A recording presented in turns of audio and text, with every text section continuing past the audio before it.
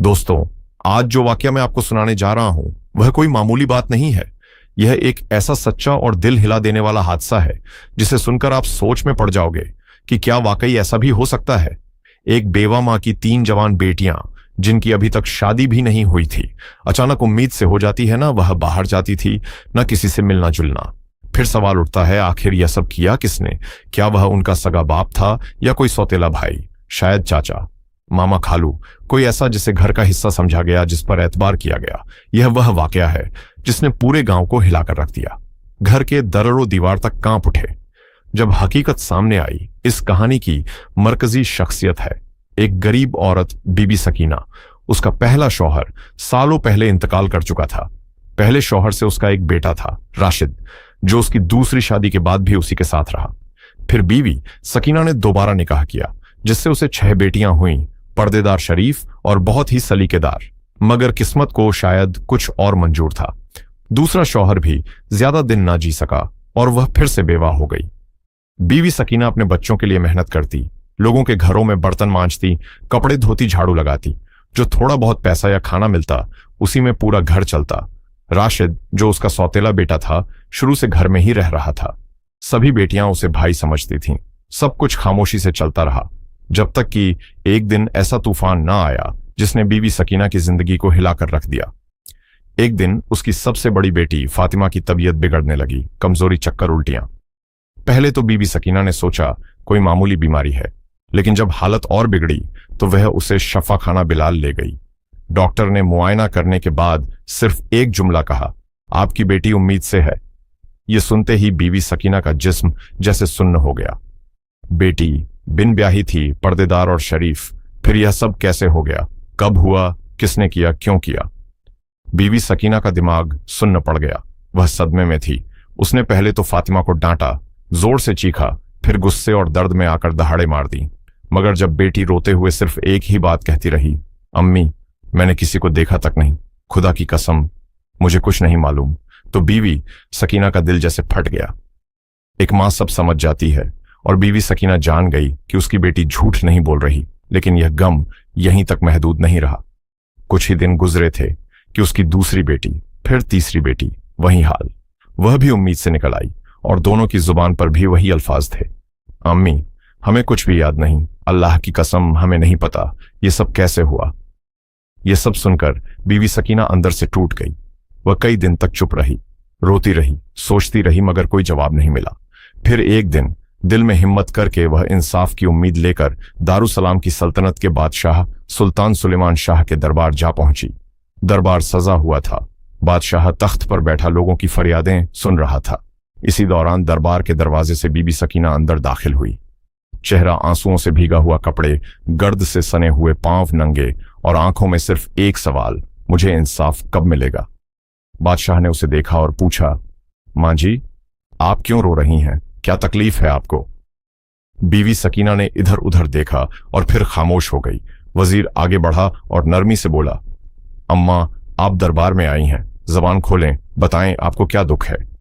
बीवी सकीना बोली, बादशाह सलामत, मेरा गम ऐसा है कि सबके सामने कहूंगी तो कल मेरे घर की दीवारें भी शर्म से कांप उठेंगी। मैं आपसे अकेले में बात करना चाहती हूं।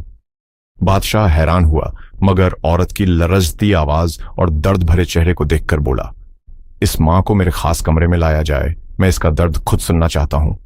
2 सिपाही बीबी सकीना को बादशाह के खास कमरे में ले गए। जैसे ही बीबी सकीना अंदर पहुंची, वह बादशाह के कदमों में गिर पड़ी, झाड़ू कतार रोने लगी। बादशाह का दिल पसीज गया। उसने कहा, मां जी, आपकी फरियाद अब मेरी फरियाद है। जो कुछ हुआ है सच सच बताइए। अगर मेरी सल्तनत में कोई दरिंदा छुपा बैठा है तो मैं उसे बेनकाब करके इबरत का निशान बना दूंगा। बीवी सकीना ने लरजती हुई आवाज में कहना शुरू किया, बादशाह सलामत, मेरे किस्से की हकीकत यहीं से शुरू होती है। दूसरी शादी के बाद अल्लाह ने मुझे 6 बेटियां दी, नूर जैसी, पर्देदार, शरीफ और घर की रौनक। मगर वक्त बड़ा जालिम निकला। वह शौहर भी ज्यादा दिन ना जी सका और मैं एक बार फिर बेवा हो गई। अब 6 बच्चियों की परवरिश का सारा बोझ मेरे कमजोर कंधों पर आ गया। बादशाह सलामत, मैं दिन भर लोगों के घरों में काम करती, झाड़ू पोछा, बर्तन मांजना, जो बचा खुचा खाना मिलता या चंद सिक्के वहीं लेकर घर आती और अपने बच्चों का पेट पालती। मेरी बेटियां बहुत ही शरीफ और बापर्दा हैं। कभी अकेली बाहर नहीं गई। सर पर दुपट्टा, निगाहें झुकी हुई, अदब से बैठना, अदब से चलना, यही हमारी परवरिश थी। बस ऐसे ही जैसे तैसे जिंदगी कट रही थी कि एक दिन मेरी सबसे बड़ी बेटी फातिमा की तबीयत बिगड़ने लगी। कमजोरी, उल्टियां, चक्कर। मैं घबरा गई, उसे शहर के डॉक्टर के पास ले गई। डॉक्टर ने मुआयना करने के बाद जो कहा वह सुनकर मेरे पैरों तले जमीन निकल गई। उसने कहा, आपकी बेटी उम्मीद से है। यह सुनना था कि मेरी आवाज कांपने लगी, आंखों से आंसू बहने लगे। बादशाह सलामत, मेरी बेटी की तो अभी शादी भी नहीं हुई थी। मैं यकीन ही नहीं कर पा रही थी कि ऐसा कैसे हो गया। मैं उसे घर ले आई। वो गुस्से में उसे मारा, थप्पड़ मारे, पूछा किसके साथ ऐसा किया, यह बच्चा किसका है, मगर वह बस रोती रही। मेरे कदमों में गिरकर कहती रही, अम्मी मुझे कुछ भी नहीं मालूम, खुदा की कसम मैंने कभी किसी को देखा भी नहीं, मैं तो कभी अकेली बाहर भी नहीं गई। बादशाह सलामत, वह मेरी बेटी है, मैंने उसे जना पाला सिखाया। मैं उसकी आंखों में झूठ पहचान सकती हूं और मैं जान गई वह झूठ नहीं बोल रही थी। हमने चुप्पी इख्तियार कर ली। बच्चा पैदा हुआ, हमने उसे भी सीने से लगा लिया। मगर कुछ महीने ही गुजरे थे कि मेरी दूसरी बेटी, फिर तीसरी बेटी। वही हाल, वही अल्फाज, वही दर्द। अम्मी हमें कुछ नहीं पता, खुदा की कसम हमें याद ही नहीं कैसे हुआ। अब मेरा सब्र टूट चुका था। मैं रातों को जागती सोचती रोती, मगर कोई सुराग न मिला। न कोई घर में आता था, न कोई दरवाजा खटखटाता था, न बेटियां बाहर जाती थीं। फिर यह सब हो कैसे रहा था? मैंने अल्लाह से फरियाद की, या अल्लाह मुझे बता दे ये सब कौन कर रहा है, मगर कोई जवाब नहीं आया। अब मेरा सब्र लबरेज हो चुका है। अब मैं जानना चाहती हूं वह दरिंदा कौन है जो मेरी बच्चियों की मासूमियत लूट कर चुपचाप गायब हो जाता है। मुझे इंसाफ चाहिए, बादशाह सलामत, मुझे इंसाफ चाहिए। यह कहते ही बीबी सकीना बादशाह के कदमों में गिर पड़ी। उसके आंसुओं में सारा दर्द बह रहा था। सुल्तान सुलेमान शाह का चेहरा सख्त हो गया। उसने तख्त से उठते हुए गहरी सांस ली और कहा, अब यह सिर्फ एक मां का मामला नहीं रहा, यह पूरी सल्तनत का सवाल बन चुका है। दरबार की हवा जैसे थम गई थी। बादशाह ने बीबी सकीना को देखकर कहा, अम्मा तुम अब आई हो जब 3 बेटियों की जिंदगी तबाह हो चुकी है। तुम्हें उस वक्त आना चाहिए था जब पहली बेटी उम्मीद से हुई थी। अगर तुम उसी वक्त बता देती तो शायद बाकी दोनों बच्चियां बच जाती। लेकिन यह भी हकीकत है, गरीब लोग अक्सर बदनामी के डर से सच को छुपा लेते हैं। अपनी बेटियों की इज्जत बचाने के लिए खुद के दिल पर जहर फेर लेते हैं, और जब वही जहर अंदर अंदर काटने लगता है तब चीख निकलती है।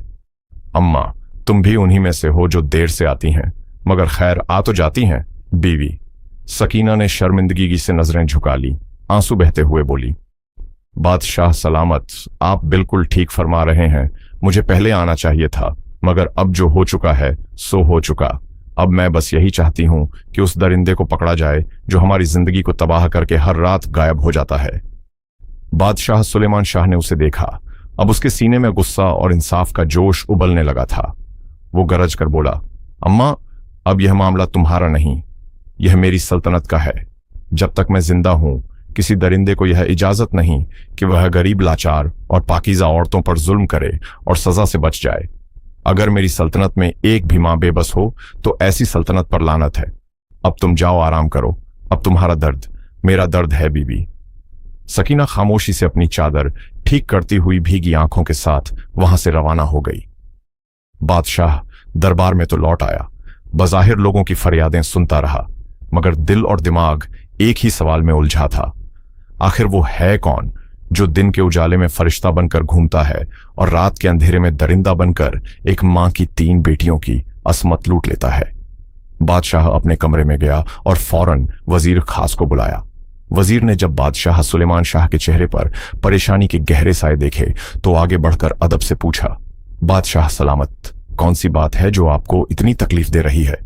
बादशाह ने गुस्से भरे लहजे में कहा, वजीर मेरी सल्तनत में एक दरिंदा छुपा बैठा है। ऐसा गुनाह किया है उसने कि जमीन भी शर्म से कांप जाए।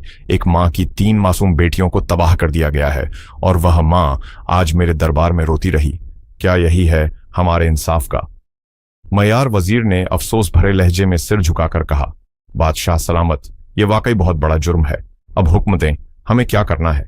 बादशाह ने फौरन कहा, मुझे यह जानना है कि वह कौन है, कब आता है, कैसे घर में दाखिल होता है। वो दीमक की तरह उस घर को अंदर से छांट रहा है। हमें उसे बेनकाब करना होगा और मिसाल बनाना होगा। वजीर कुछ देर सोचता रहा, फिर धीरे से आगे बढ़ा और कानों में कहा, बादशाह सलामत, दीवारों के भी कान होते हैं। मेरे पास एक तदबीर है, मगर मैं उसे सबके सामने नहीं बता सकता। बादशाह ने गर्दन झुकाकर कहा, करीब आओ और जल्दी बताओ। वजीर ने धीरे से बादशाह के कान में एक हिकमत ए अमली बताई, एक ऐसा तरीका जो न सिर्फ चुपचाप जाल बिछाएगा बल्कि उस दरिंदे को उसी की हरकत करते हुएंगे हाथों पकड़ लेगा। बादशाह ने फौरन हुक्म दिया, जाओ और फौरन अमल करो। उसी रात वजीर एक कुत्ते को साथ लेकर बीबी सकीना के घर पहुंचा। उसने दरवाजा खटखटाया। बीबी सकीना ने दरवाजा खोला, हैरानी से बोली, वजीर साहब, आप इस वक्त? वजीर ने संजीदगी से जवाब दिया, अम्मा, जो दुख आप बादशाह को सुनाकर आई हैं, उसके बाद वह सारी रात सो नहीं सके। अब हम उस दरिंदे को तलाश करेंगे, बस हमें थोड़ा सा साथ देना होगा। बीबी सकीना ने वजीर के हाथ में बंधा कुत्ता देखा और हैरान होकर पूछा, वजीर साहब, ये कुत्ता क्यों लाए हैं? क्या करेंगे इसके साथ? वजीर ने नरम मगर संजीदा लहजे में जवाब दिया, अम्मा, मुझे बस अंदर ले चलिए, मैं सब समझा दूंगा। बीवी सकीना ने दरवाजा खोला। वजीर अंदर आया और आहिस्ता से बोला, आज रात हम इसी कुत्ते की मदद से उस दरिंदे को बेनकाब करेंगे। बस तुम सबको चुप रहना होगा, कोई आवाज नहीं निकालनी, जैसे कुछ हो ही नहीं रहा। अगर हमारी चाल कामयाब हो गई तो हम उसे हाथों पकड़ लेंगे। वजीर ने फिर उस कुत्ते को सहन के एक कोने में बांध दिया, वही जगह जहां से कोई छत से कूदकर घर में दाखिल हो सकता था। फिर उसने बीवी सकीना और उसकी बेटियों को समझाया, आज रात कोई चीखेगा नहीं, सिर्फ देखना है और बर्दाश्त करना है। जैसे ही वह दरिंदा अंदर आएगा, कुत्ता उस पर भौंकने लगेगा और हमारे सिपाही उसी वक्त हरकत में आ जाएंगे। उसने 2 मुहाफिजों को हुक्म दिया कि वह घर के आसपास छुपकर पहरा दें। बीवी सकीना और उसकी तीनों बेटियों को तसल्ली देकर वह वापस चला गया और सीधा महल जाकर बादशाह सुलेमान शाह के सामने पेश हुआ। बादशाह ने पूछा, वजीर, जाल बिछाया गया, कुत्ता सही जगह बांध दिया? वजीर ने सर झुकाकर कहा, जी बादशाह सलामत, सब वैसा ही किया है जैसा आपने चाहा था। अब अगर वह दरिंदा आज भी आया तो वह बचकर नहीं जाएगा। बादशाह ने गहरी सांस ली और बोला, वजीर, जब तक उस जालिम को उसकी सजा ना दे दूं, मुझे नींद नहीं आ सकती। मेरी सल्तनत में कोई मजलूम औरत रोए, यह मैं बर्दाश्त नहीं कर सकता। रात ढलने लगी। पूरा गांव सन्नाटे में डूब गया।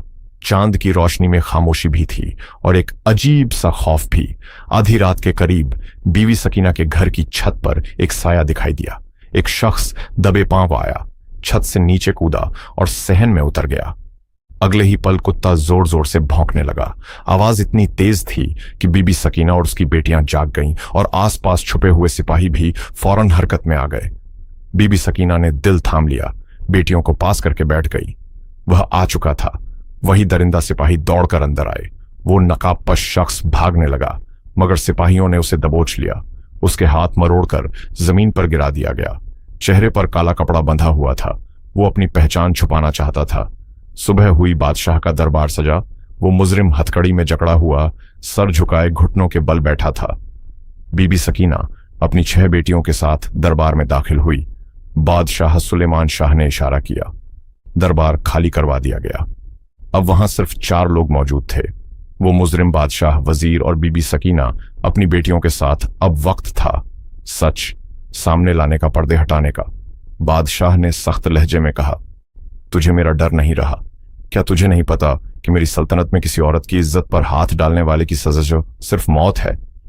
फिर उसने सिपाहियों को हुक्म दिया, इस शख्स के चेहरे से नकाब हटाओ, मैं देखना चाहता हूं वह चेहरा जिसने एक मां की 3 बेटियों की जिंदगी तबाह कर दी।